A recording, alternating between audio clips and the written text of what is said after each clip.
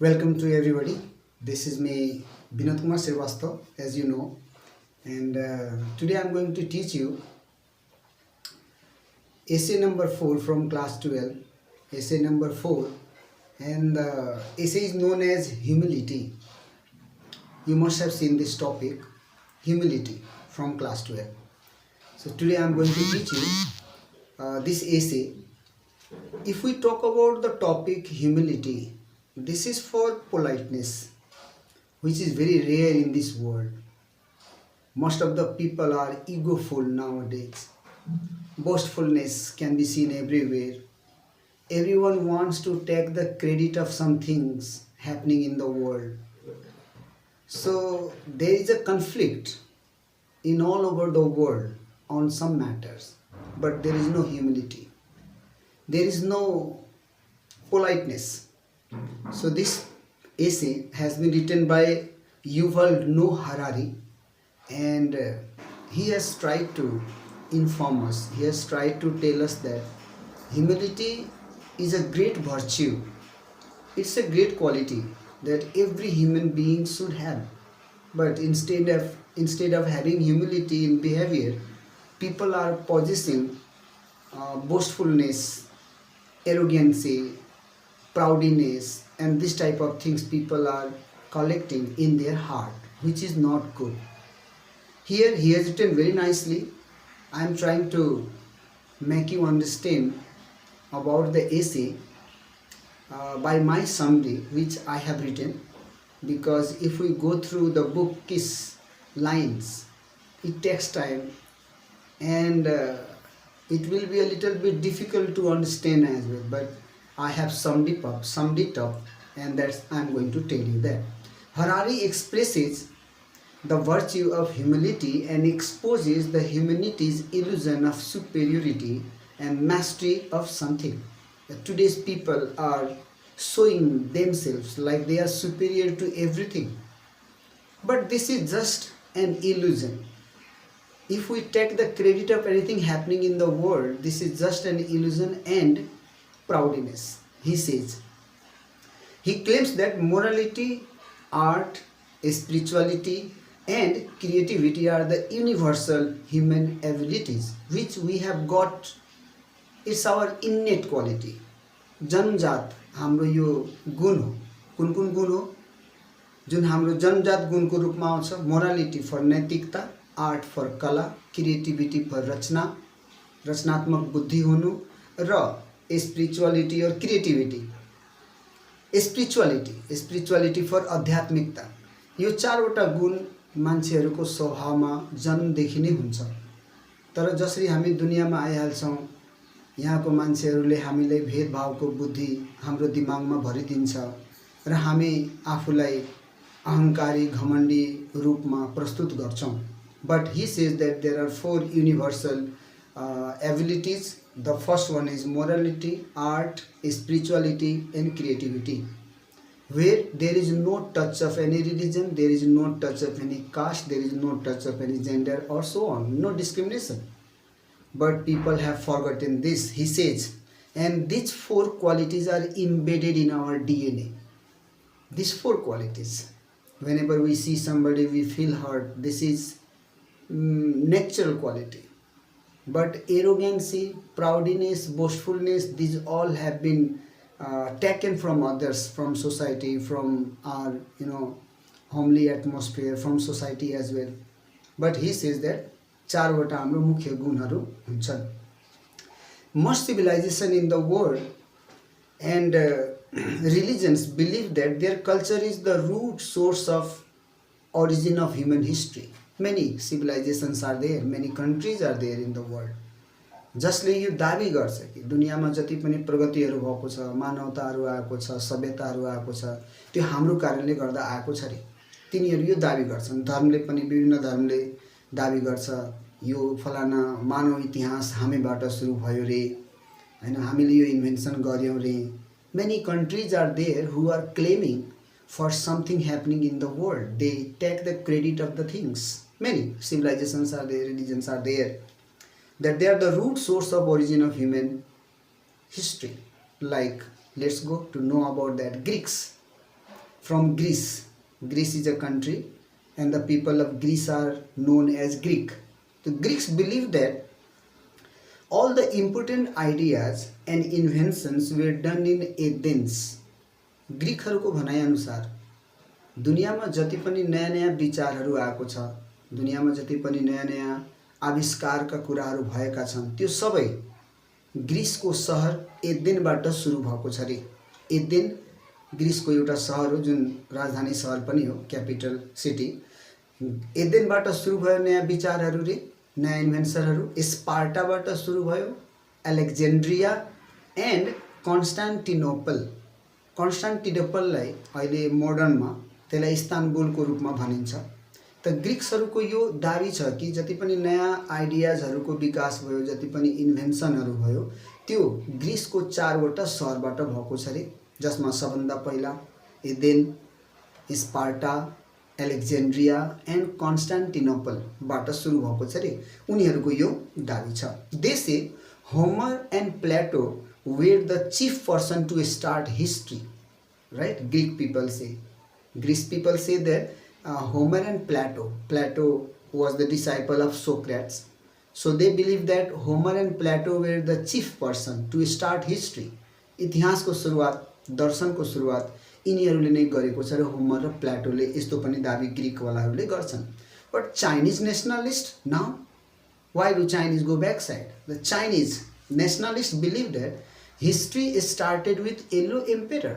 चाइनाको मान्छेले दाबी गर्छ इतिहासको सुरुवात चाइनामा रहेको येल्लो एम्पेयरबाट सुरु भयो रे, जिया डाइनास्टीबाट सुरु भयो रे, XIA जिया डाइनास्टीबाट सुरु भयो रे र स्याङ डाइनास्टीबाट सुरु भयो रे। तिनीहरूको भनाइअनुसार अब सबैले आफ्नो आफ्नो क्रेडिट लिन्छ नि, they are also taking the credit. According to, again I repeat that, Chinese nationalists believe that the history started, the human history started from Yellow Emperor, Jia dynasty and Shang dynasties, they believe. Shang dynasty you must have read in 11th class as well. In 11th class there is one chapter, I think Qin dynasty. Qin dynasty भन्दा पहिला झौ dynasty थियो, झौ dynasty पछि Qin dynasty, Qin dynasty पछि Han dynasty। तर यिनीहरू भन्दा पहिला yellow empire, Xia dynasty and Shang डाइनास्टीबाट इतिहासको सुरु भयो रे भनेर चाइनाका व्यक्तिहरू भन्ने गर्छन्। तर they say all other cultures achievement is just a copy of Chinese contribution. According to them that wherever we see the history, the civilization, the human history, these all are the copy of Chinese culture, they say. त्यो चाइनाको हामीले duplicate गरेर, copy गरेर दुनियामा जति पनि हामी हेर्छौं त्यो सब चाइनाको कल्चरको डुप्लिकेट हो रे, यस्तो उनीहरू मान्छन्। Now let's go in another paragraph of your book. If you are looking book you can also see there. According to Hinduism, अब हिन्दुजहरूको पनि आफ्नै मूल्य मान्यताहरू छन्, उनीहरू पनि केही कुराहरूमा दाबी गर्छन्, जस्तो उनीहरूको दाबी। According to Hinduism, Maharshi Bharadwaj invented rocket and airplanes. उनीहरूको भनाइअनुसार महर्षि भारद्वाजले रकेटको सुरुवात गर्नुभयो रे, एयरप्लेन्सको सुरुवात गर्नुभयो रे। And there is also an indication in Hinduism that Pushpak Viman, the name of Pushpak Viman you must have heard, which had no machine but it was run with the power of heart। र यसको यति गति थियो कि मनको गतिको रूपमा पुष्पक विमान चल्थ्यो रे। रामायणमा यो प्रमाण पनि दिएको छ। रामले रावणलाई मारेर सम्पूर्ण सेनाहरूको साथमा पुष्पक विमानमा बसेर श्रीलङ्काबाट अयोध्या आउनु भएको थियो। It has also been proved there. So भरद्वाजको अनुसारले, हिन्दुइज्मको अनुसारले भरद्वाजले रकेटको र एयरप्लेनको सुरुवात उहाँले गर्नुभयो। पछि विदेशीहरूले राइट ब्रदर्सले सुरु गर्यो भनेर हामीले भन्यो उनीहरूले। But before they believe Vishwamitra use missiles and Acharya Kanad was the father of atomic theory. विश्वामित्रले मिसाइल्सहरूको सुरु गर्नुभयो। महाभारतमा मिसाइल प्रयोग गरिएको मानिएको छ। रामायण कालमा पनि युद्ध भएको बेलामा मिसाइलहरू प्रयोग गरिएको पाइएको छ, बाणकै माध्यमबाट, एरोको माध्यमबाट नै। त विश्वामित्रलाई मिसाइल्सको जन्मदाता मानिन्छ भने आचार्य कन्नडलाई एटमिक थ्योरीको फादर मानिन्छ। But according to modern science, we have different thing. We have forgotten our own culture. That's why we don't know about our own history, and we are following others' history. But here Hinduism believe three persons name again I repeat. The first one Bharadwaj, जसले rocket र airplane बनाउनु भयो रे, and Bharadwaj Vishwamitra उहाँले missile प्रयोग गर्नुभयो। आचार्य कन्नड उहाँ atomic थ्योरीको फादरको रूपमा मानिनुहुन्छ। And nuclear weapons were used in Mahabharat. An example is there that nuclear weapons were used in Mahabharata. महाभारतमा न्युक्लियर वेपनको पनि प्रयोग गरिएको थियो रे, आचार्य कन्नडद्वारा बनाइएको यो कुराहरू। Muslims also believe that's also a religion.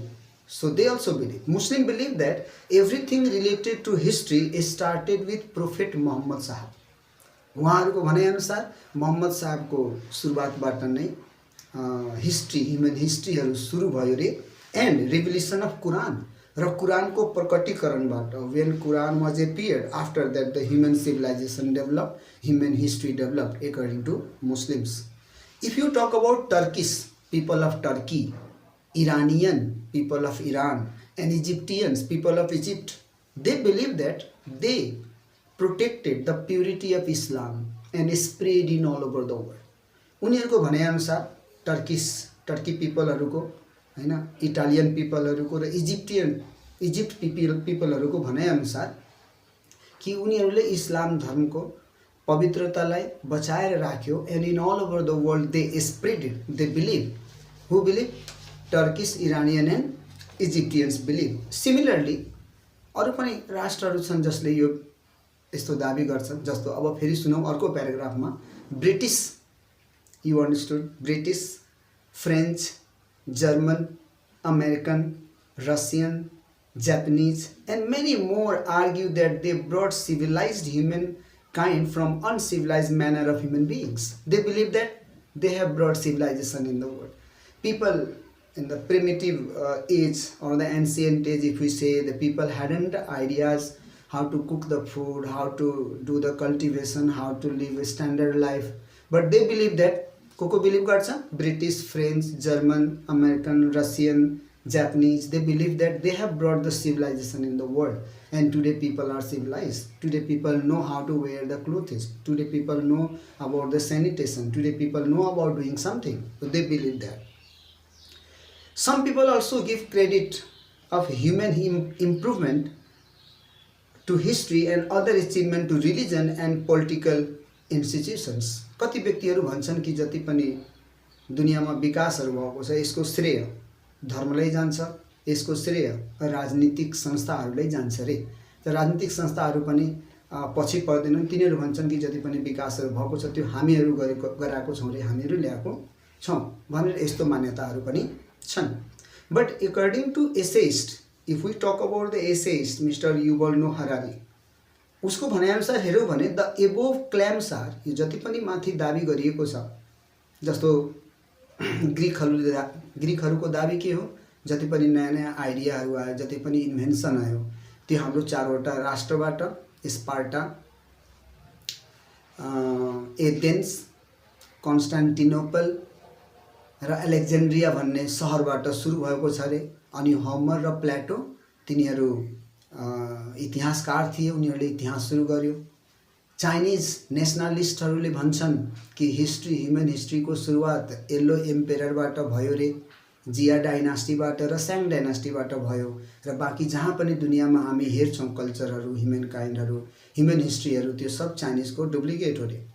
हिन्दुजहरूले believe गर्छ कि भरद्वाजले रकेट र प्लेनको के अरे कल्पना गर्नुभयो, उहाँले बनाउनु भयो। विश्वामित्रले मिसाइल्सको सुरु गर्नुभयो रे। र आचार्य कन्नडलाई atomic of father of atomic थ्योरीको रूपमा मानिन्छ।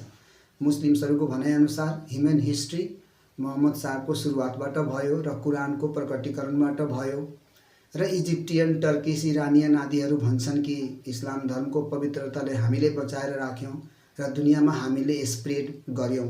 त्यस्तै British, French, German, American, Russian, जापानिजहरूको भनाइअनुसार हामीले दुनियाँमा सिभिलाइजेसनहरू ल्याइदियौँ रे, सभ्यता ल्याइदियौँ रे, मान्छेलाई कसरी बाँच्ने, कसरी खाने पिउने भन्ने कुरा हामीले सिकायौँ रे भनेर उनीहरू भन्छन् भन्ने कति क्रेडिट हाम्रो राजनीतिक संस्थाहरूलाई पनि जान्छ र धर्महरूलाई पनि जान्छ। तर एसेसले भन्छ माथिको यो सबै क्लेमहरू गलत छ रे। He says that their such claims show the concept of racism and discrimination. According to writer, that if people are thinking like that we have done this or that, this is just an example of discrimination. Racism, जातपातको भेदभाव मात्रै हो रे, इगोपना मात्रै हो रे, अहंकारीपना। There was no religion, he says, essayist says that there was no religion when the human civilization developed. When human beings colonized the world and domesticated plant and animals, means in the starting of the human being, there was no any religion, but there were 4 universal qualities. Very before said morality, art, creativity and spirituality. These 4 were the only universal qualities at that time, but later on the religion, the people, the countries, they began to take the credit of all the things happening in the world. But that's actually not good, that's actually not right. Essayist himself says, Jews-haruko भनाइ अनुसार, essayist caste Jews believe that they contributed in every invention and achievement. Jews एक प्रकारको जात हो, जस्तो हाम्रोतिर हिन्दू, मुस्लिम, सिख, जैन हुन्छ नि, उतातिर क्रिस्चियनिटीमा पनि ज्यूज भइगयो, क्याथोलिक भइगयो, प्रोटेस्टेन्ट भइगयो, यो सब जात हो, त्यो धर्म हो। त ज्यूजहरुको भनाइ अनुसार कि उनीहरूले धेरै इन्भेन्सनहरुमा, धेरै उपलब्धिहरुमा उनीहरूले नै बढी योगदान गर्यो रे। Israel yoga teacher informed the writer that yoga exercises were designed by Abraham and later it was introduced to India and other countries of the world. Look, Israeli yoga teacher says that yoga exercises were started from Israel by Abraham and later it was spread in India and other countries as well. तो उनीहरूले यो credit लिन्छन् कि योगा अभ्यासको जति पनि योगा आसनहरू छ यो सबै त्यहाँबाट आएको छ रे, उनीहरू विश्वास गर्छन्। र उसले एक्जाम्पल पनि दिएको छ, बुकमा एक्जाम्पल पनि छ, तुला दंशना आदि। त्यो हिब्रू लेटर, केही हिब्रू लेटरहरू यस्तो छ कि त्यो लेटर र एक्सरसाइजहरू एक जस्तो देखिन्छ। त्यो बुकमा एक्जाम्पल दिएको छ, ब्र्याकेटमा दिएको छ, इटालिक वर्डमा, त्यो तपाईले पढिहाल्नु होला। The best of this proof is in Genesis 25:6 Bible. Yoga अभ्यासको सुरुवात इजरायलबाट नै सुरु भयो भन्ने प्रुफ प्रमाण पनि बाइबलको जेनेसिस 25:6 मा लेखिएको छ। Many believers of Jerusalem think that the universe will be destroyed if they stop their practice and debating the Talmud. Many Jews, जेरुसलेमका धेरै व्यक्तिहरू, जीव जातिका धेरै व्यक्तिहरू यस्तो बिलिभ गर्छन् कि उनीहरूले यदि भगवानलाई जुन हाम्रो पूजा पाठ हुन्छ त्यो यदि गरेन भने र टालमुडसँग उनीहरूले डिबेट वार्तालाप गरेन भने पुरा दुनिया तहस नहस भएर गइहाल्छ रे। They believe. And there is one more community, they are known as Aztecs. The Aztecs firmly believe that if they do not perform the religious ritual to the god, to the sun, if they do not sacrifice, then sun will not rise and the whole universe will be broken into pieces, fragmented into pieces, it will be destroyed. They also believe. But finally the essayists think that such type of egoism, यो जति पनि ego कुराहरु जुन Greek कन्ट्रीहरु, चाइनिजहरु, हिन्दुइजमहरु, मुस्लिमहरु जुन पनि यो दिएको छ, यसमा क्लेमहरु गरिएको छ, this such type of egoism and vanity of achievements are nothing but a shadow of ignorance and stupidity. उसको अनुसार यो जति पनि क्रेडिटहरु लिइरहेका छन् नि, यो सबै एक प्रकारको अज्ञानताको छाया हो रे। They are living in ignorance. They don't know about the true humanity because there is no humility in the behavior, and that's why the topic name is humility. He wants to say that everyone should have the humility.